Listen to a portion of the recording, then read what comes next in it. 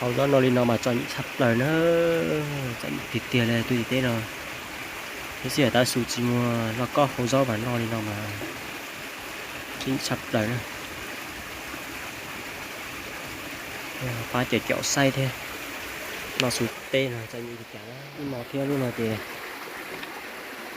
nhớ thôi để làm mì là cái gì sẽ lọt hầu rồi thì là tỏ thế này cái chờ chỉ luôn nữa mai chỉ thì ra đi nó thế cho đi nó thì la đi nó lo thế này thì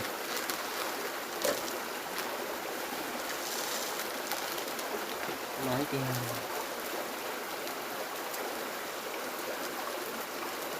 lúc cho mày do gái đi lo cho thế này đi luôn là câu nha tên nó lo hay là ôi à từ nó hay dùng gì từ gì nữa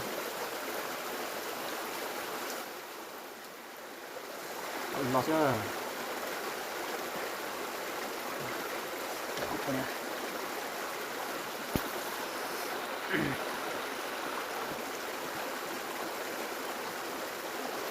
ui đi sao lúc bắt chực kìa ơi tại đây nhưng nó không đi đâu nó thì tại chết tay đó tay đó tại vì cá lòi thì ví dụ như kia cho cá lòi thì cho nó tên là thì như phật chua nữa thì cho cá lòi thì tên nó mọc của như cá cười nữa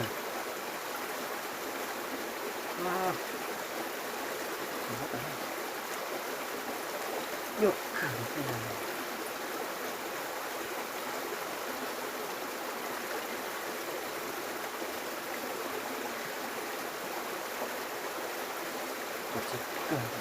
lo yang saja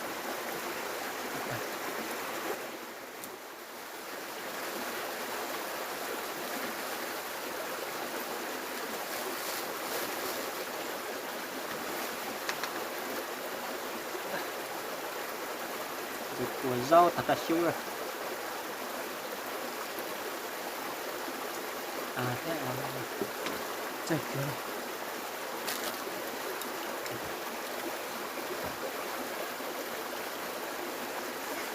siêu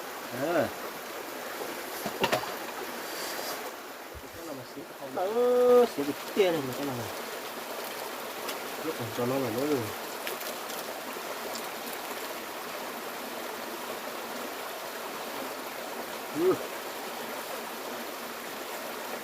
đừng gì thế nào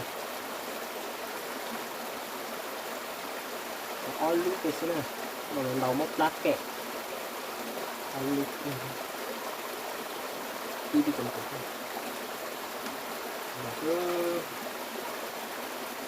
ta này nè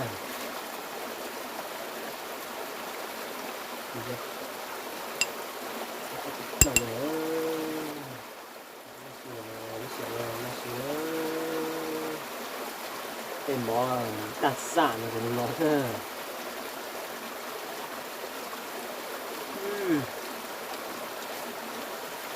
hấp cay hơn hấp thịt kêu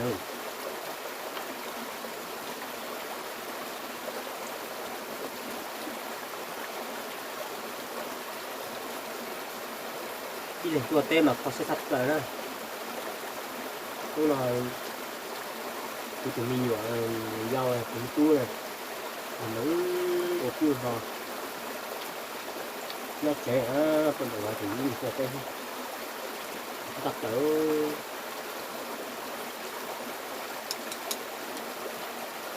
nên mới cho cả cái chua hơn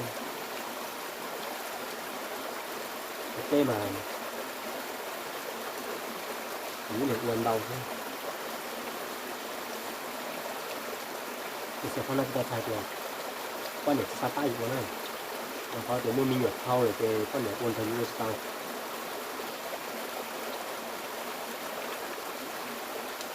chỉ mới từ pha rong nhựa như đó rồi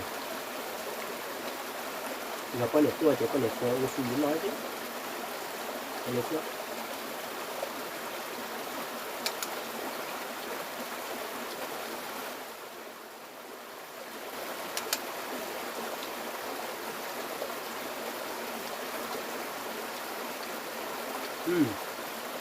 After. Được chưa?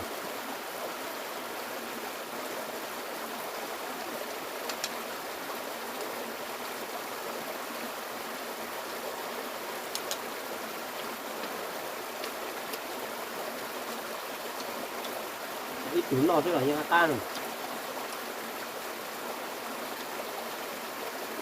Cứ trứng nó mó trên. Vừa thì cái này chung này nó hay tan rồi. Trứng nó như phát.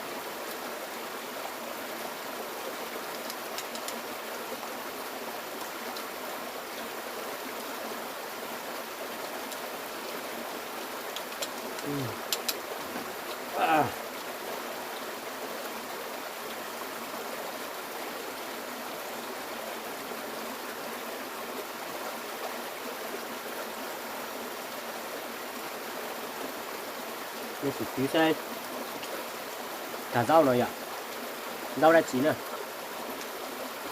Cụ chỉ rau mông tao kia. Cụ chỉ lì rau thế nào. Này tí xe rau đã chín rồi. Đó.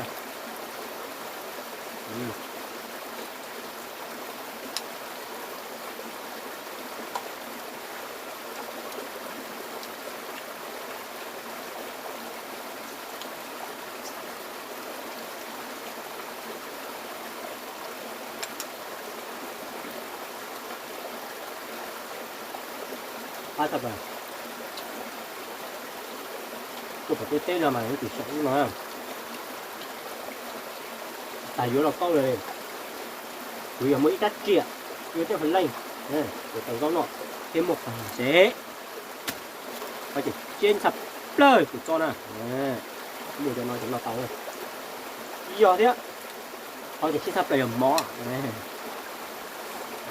ba sập này, ba tàu đấy này.